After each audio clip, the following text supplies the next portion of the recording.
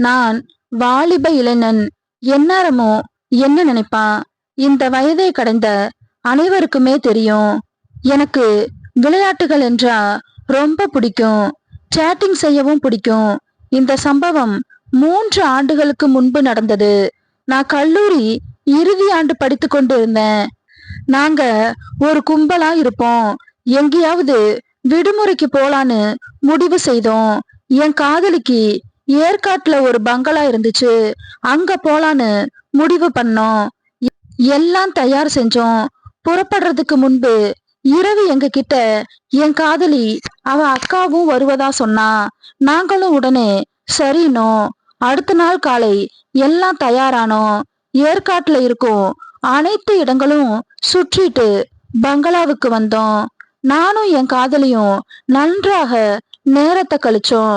குளிர்காலம் என்பதால இதமா இருந்தது. பங்களா சென்று அடைந்து எங்க நண்பர்கள் அனைவரும் சோர்வுல நல்லா தூங்கிட்டாங்க. மாலை பார்ட்டி பண்ணலான்னு இருந்ததால அனைவரும் தூங்கினாங்க. நான், என் காதலி மற்றும் அவள் அக்கா அம்பிகா மூவரும் ஒரு அறையில தங்கணும். நாங்களும் தூங்க நினைச்சோம். அம்பிகா ரொம்ப வெளிப்படையானவ.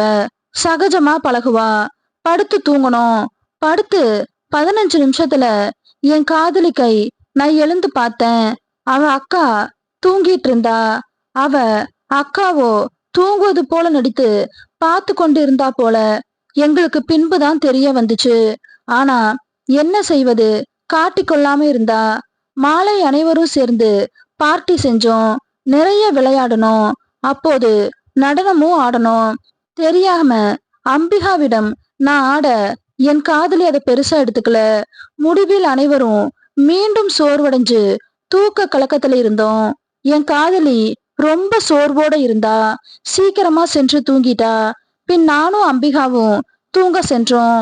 என் காதலி நன்றாக தூங்கிட்டு இருந்தா. கை நீட்டும் தொலைவுல இருந்தாலும் எதுவுமே முடியல. நான் தூங்க ஆரம்பிச்சேன். அங்கு என் காதலி தூங்கி கொண்டிருந்தா.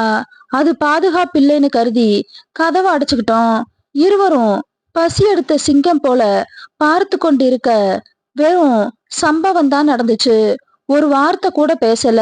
வெளியே சென்று தூங்க ஆரம்பிச்சா. என் காதலி அருகே தூங்கிட்டேன். மறுநாள் என் காதலி என்னை எழுப்புனா. அம்பிகாவை பார்த்தேன். கையில டீ வச்சிருந்தா. என்னை பார்த்து கண்ணடிச்சா. நானும் சிரிச்சுட்டு குட் மார்னிங் என்றேன். காஃபி வேண்டுமான்னு அம்பிகா கேட்க ஆமாண்ணே. அவ கிச்சன் சென்றா. நானும் பின்னாலே சென்று அன்று மாலை அனைவரும் மீண்டும் ஊருக்கு வந்துட்டோம். இப்போது அவளுக்கு திருமணம் ஆயிடுச்சு. நான் இப்போது அவளை பார்ப்பது இல்ல. ஆனா அவ கணவனுடன் நடப்பத கதையா என்கிட்ட சொல்லுவா.